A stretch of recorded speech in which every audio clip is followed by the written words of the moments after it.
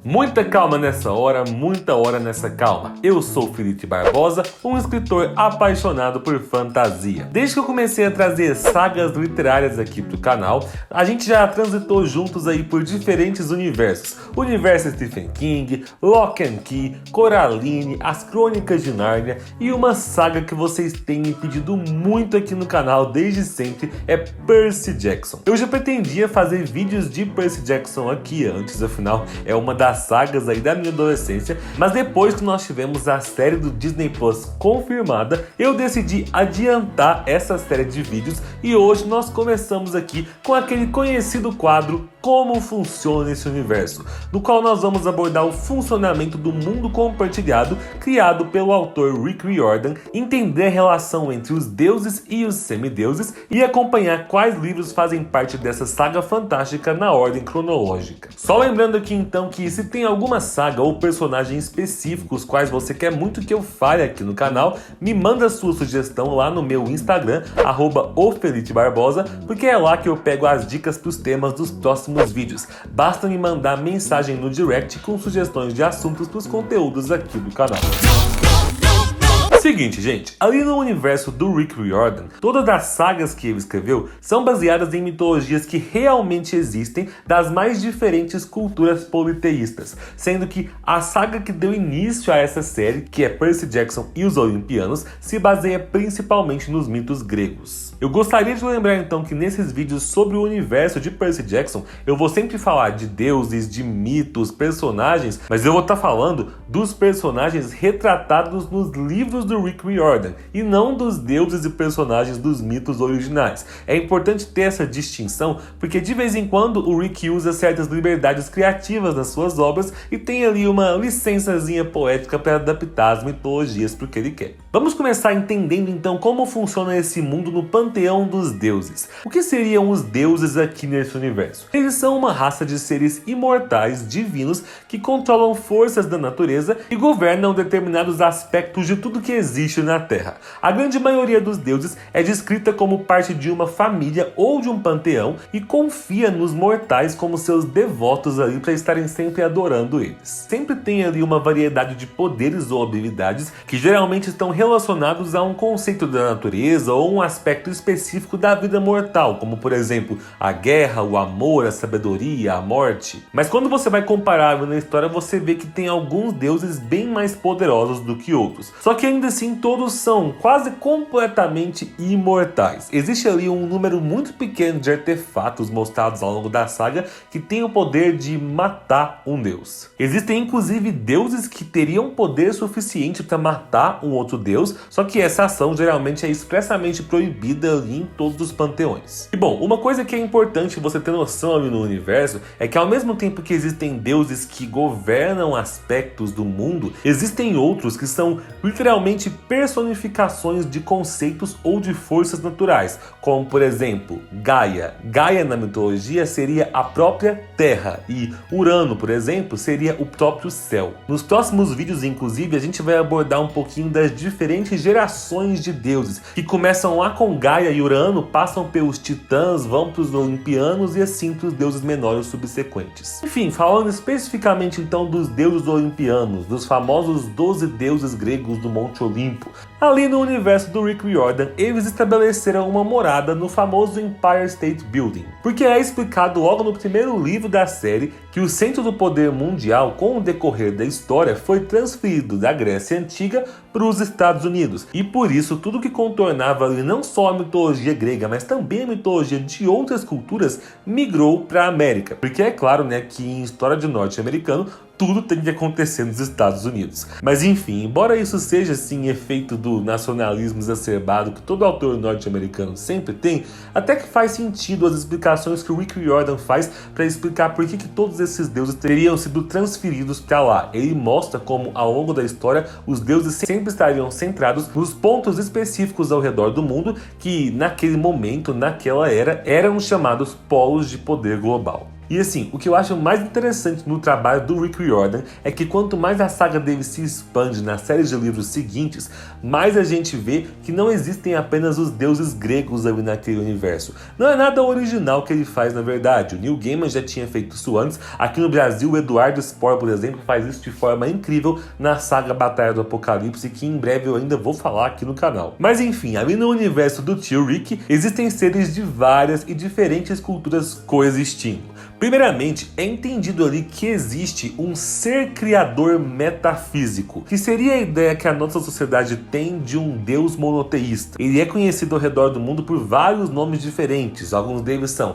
Elohim, Javé, Alá, Deus ou até mesmo Jesus, e ele é vez ou outra comentado ali como o Ser Supremo, mas é deixado claro que ele é tão somente uma vertente de uma crença, assim como existem várias outras vertentes de outras culturas. Ele seria ali o objeto de fé do cristianismo, do judaísmo e do islamismo. Então essa entidade metafísica superior, ela é reconhecida por algum dos personagens dos livros. No primeiro livro mesmo, O Ladrão de Raios, o personagem Chiron já fala isso pro Percy, e outros comentários em relação a essa entidade superior voltam a se repetir tanto na saga Heróis do Olimpo, quanto também na saga Magnus Chase. Mas o que entendemos aí nesse universo é que por mais que exista sim essa entidade que chamamos de Deus, todos os outros deuses das outras culturas existem também. O foco ali da maior parte são nos deuses gregos, mas nós temos também as suas contrapartes romanas, que são mostradas na série Os Heróis do Olimpo, assim como outras entidades da cultura romana também. Temos os deuses egípcios mostrados na série As Crônicas dos Kane, e os deuses nórdicos mostrados na série Magnus Chase e os deuses de Asgard. E ao longo de todas as séries de livros, mencionam que nesse mesmo universo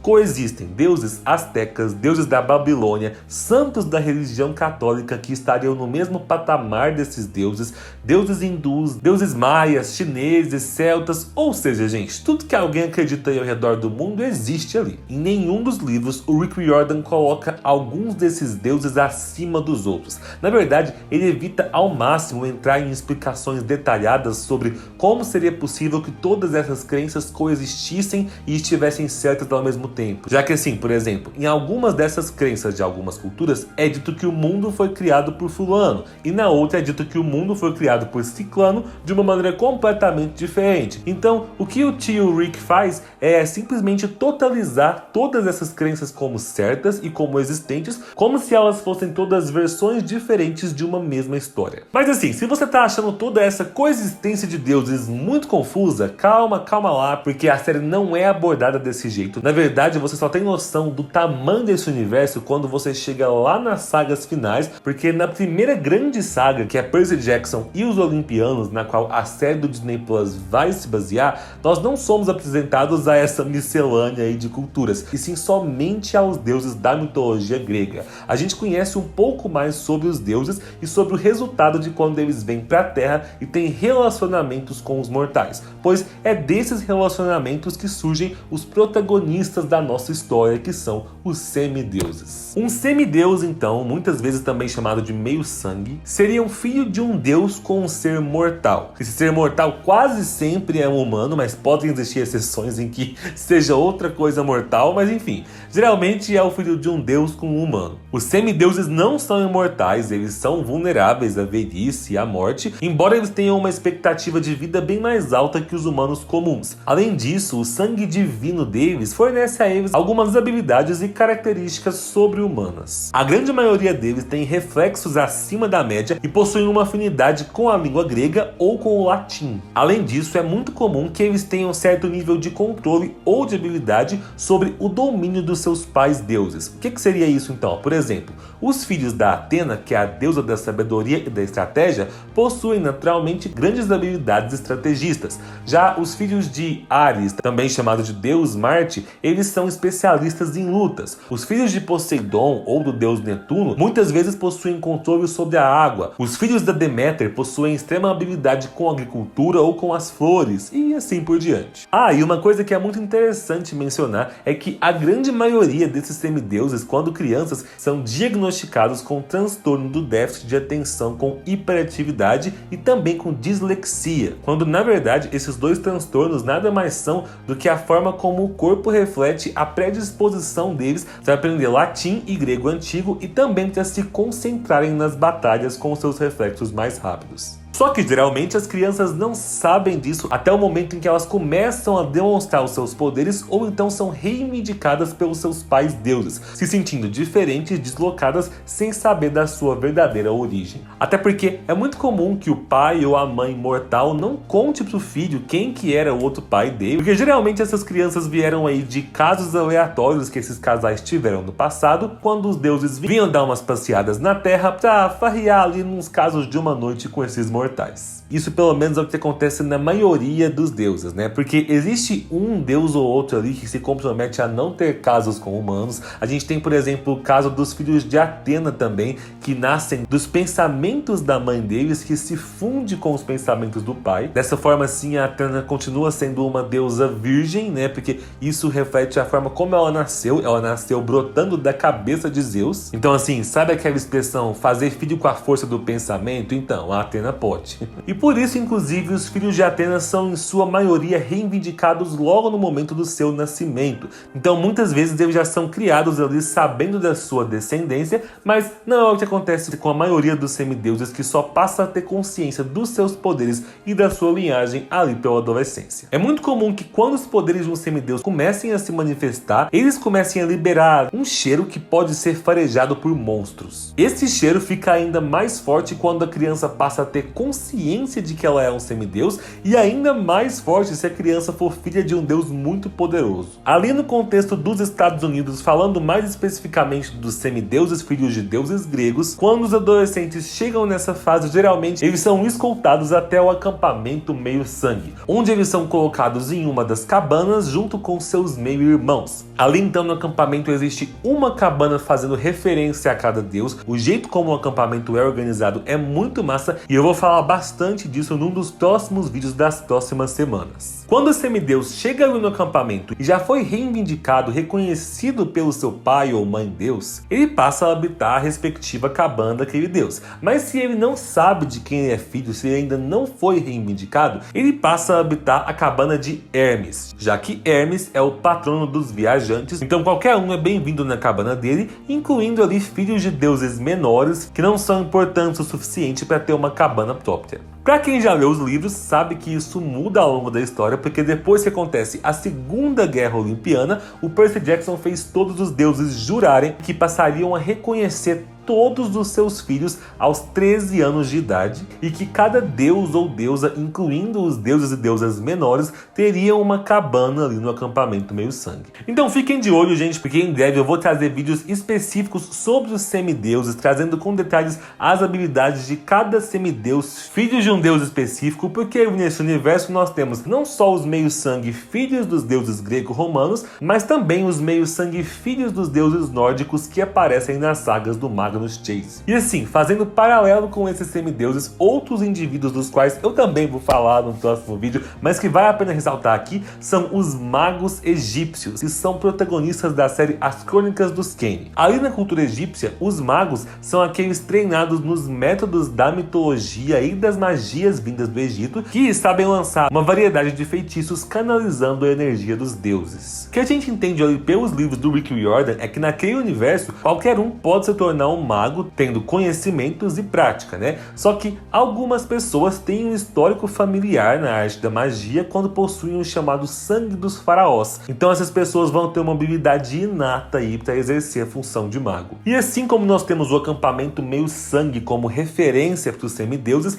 a gente teria aí nas Crônicas do Kane a chamada Casa da Vida, onde esses magos vão ser treinados. Então fiquem de olho e comentem aí pra mim depois o que vocês querem saber sobre esses magos egípcios. A grande grande questão é que todas as histórias que existem ali nesse universo de Percy Jackson estão relacionados a esses jovens aí que têm relações com esses deuses de diferentes mitologias, seguindo quase sempre uma fórmula bem parecida. Geralmente tem um jovem que é ou um semideus ou um mago que tem que partir numa missão junto com outros amigos para cumprir uma profecia feita por um oráculo, ou então para impedir que uma profecia se realize, ou então para salvar o mundo, para salvar o acampamento, para salvar o Olimpo. É sempre para salvar alguma coisa. Vamos então entender a linha do tempo, a cronologia em que se passam essas histórias, para você entender como os acontecimentos são divididos naquilo que nós podemos chamar de as 5 grandes sagas do Rick Riordan. Na linha do tempo de tudo que acontece nesse universo, a gente entende que as histórias começaram há milhões de anos atrás com o surgimento dos primeiros deuses, né?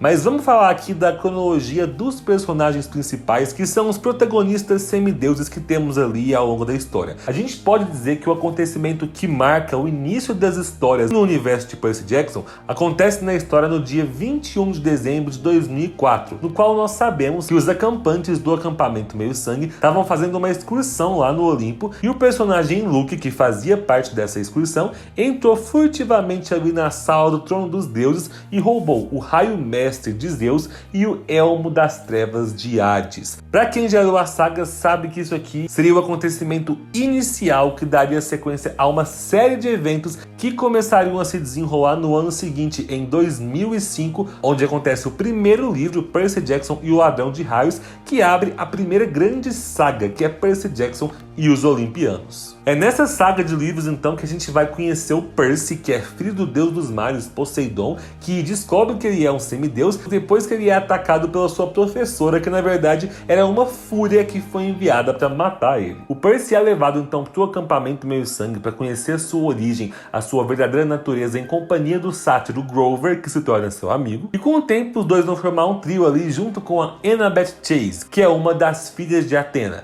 Desde o primeiro livro até o 5º dessa saga, os três vão seguir ali por uma série de missões que estão quase todas relacionadas com combater o vilão Cronos, que é um titã, pai de Zeus e de vários outros deuses olimpianos. Então, a partir de 2005 e durante os anos seguintes, o Percy, o Grover, a Annabeth e os outros amigos vão enfrentar aí vários monstros, deuses menores e até semideuses também, que estão servindo ao Cronos porque não concordam com a maneira como as coisas estão organizadas nesse mundo em que eles vivem. No ano de 2006, então, ocorrem os acontecimentos do livro O Mar de Monstros. Em 2007, A Maldição do Titã. Em 2008, A Batalha do Labirinto. E em 2009, no livro O Último Olimpiano, nós temos ali a grande Batalha de Manhattan, que enfim traz o fim da chamada Segunda Guerra Olimpiana. Aqui então termina a primeira saga, mas isso aqui tinha sido só a porta de abertura para as várias sagas que viriam depois. Nesse mesmo ano na história, em 2009, se iniciam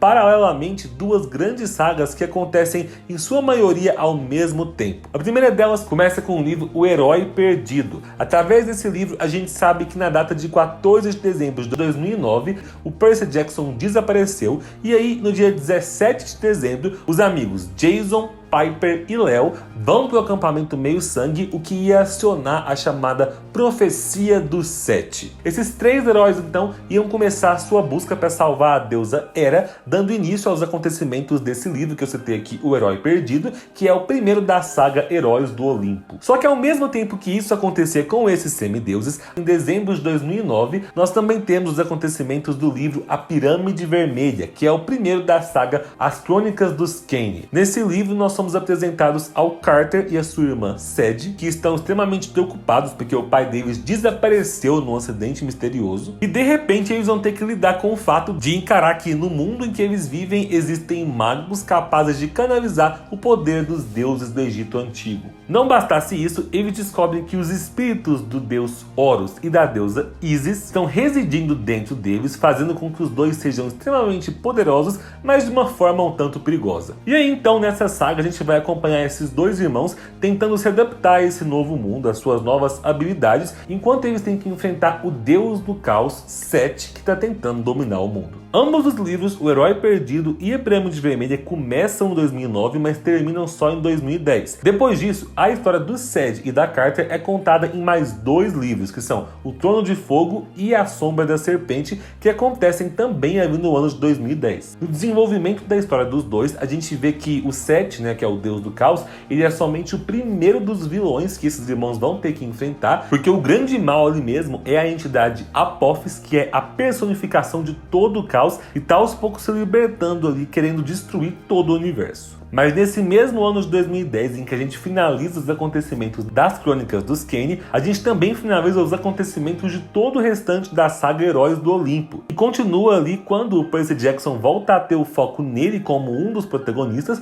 mas junto com a namorada dele, a Annabeth, e junto com os outros novos heróis da profecia do Set, que são o Jason, filho de Júpiter, a Piper, filha da Afrodite, o Léo, filho do Hefesto, a Hazel, filha de Plutão, e o Frank, filho de Marte. É nesses livros aqui então que a gente tem adicionado ali no universo da série o acampamento Júpiter, que seria outra morada para os meios-sangue descendentes dos deuses, trazendo ali pra gente um pouco da contraparte romana de cada deus. Então, ao longo desses livros, esses 7 heróis vão ter que atender ao chamado para salvar os deuses, enfrentando gigantes que querem tomar o Olimpo e tentando parar a entidade Gaia. Lembra que eu mencionei ela aqui já, que ela é a própria Terra? Então, a própria Terra está querendo destruir toda a humanidade. Errada não tá, né? Tudo isso que eu falei então se desenvolve e se conclui nesse mesmo ano nos livros O Filho de Netuno, A Marca de Atena, A Casa de Hades e O Sangue do Olimpo. Ou seja, a gente pode ver que o ano de 2010 ali naquele universo é o ano mais recheado de acontecimentos. É claro que depois esse universo se expande ainda mais quando a gente chega na saga Magnus Chase e os deuses de Asgard, que vai ser focado ali na mitologia nórdica. A gente conhece o personagem Magnus Chase no ano de 2011 como um jovem morador de rua que logo no início da saga morre. Exatamente, começa tudo com ele morrendo. Só que depois de morto, ele se torna um guerreiro do deus Odin, que agora vive em Valhalla, tem super força, agilidade e várias outras habilidades. O Magnus descobre então que é filho do deus Frey, o deus da fertilidade, e que isso concede a ele várias habilidades e poderes que ele vai ter que aprender a usar. Ao longo dos livros dessa saga, ele vai contar com a ajuda do anão Blitz e do elfo Hart, que já eram os companheiros dele quando ele ainda vivia nas ruas como humano, e junto com esses amigos, a missão desse garoto vai ser tentar impedir o deus Loki de causar o terrível Ragnarok. Esses acontecimentos se desenvolvem e se concluem através dos livros Espada do Verão, O Martelo de Thor e O Navio dos Mortos, e todos eles acontecem no ano de 2011. Caso você esteja se perguntando se o fato do Magnus Chase ser primo da Annabeth Chase traz alguma importância ali para a história, podemos dizer que sim, a Annabeth e o Percy têm uma aparição ali em um dos livros num momento bem importante. Mas esse ano de 2011 ele não é cheio de acontecimentos somente para os deuses nórdicos não, porque enquanto tudo isso acontece com o Magnus Chase entre os meses de janeiro e junho daquele ano, ao mesmo tempo, entre esses mesmos meses, acontecem os acontecimentos da quinta grande saga do Rick Riordan, que é As Provações de Apolo. O que acontece nessa saga? Vamos lá. Como consequência de algumas coisas que aconteceram lá na saga Os Heróis do Olimpo, o deus Zeus decidiu punir o deus Apolo, transformando ele em mortal. Ele se torna então um humano comum chamado Lester, e agora nessa condição de ex-deus, ele vai ter que tentar impedir os perigosos imperadores romanos de dominar o mundo. Só que assim, o fato dele ser um ex-deus não vai ajudar muita coisa, porque ele se encontra numa situação onde ninguém tá conseguindo se comunicar com os deuses, o Olimpo tá fechado para todo mundo, e ele não tem mais os poderes que ele tinha antes. O ex-deus Apolo vai contar com personagens das sagas anteriores, como o Percy, o Frank, o Jason, o Nico e muitos outros. Os títulos dos livros dessa saga são O Oráculo Oculto, A Profecia das Sombras, O Labirinto do Fogo, A Tumba do Tirano e A Torre de Nero.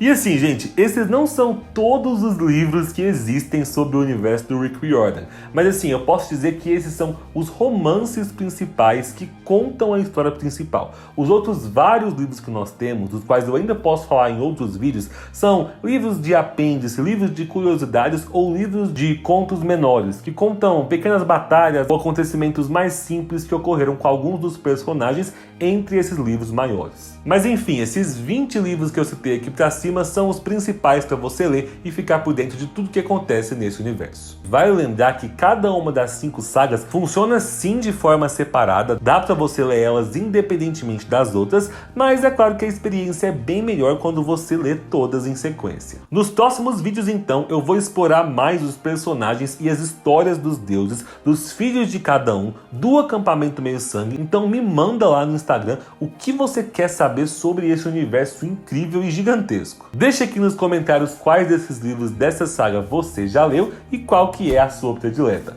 Muito obrigado pela companhia, um beijo e tchau!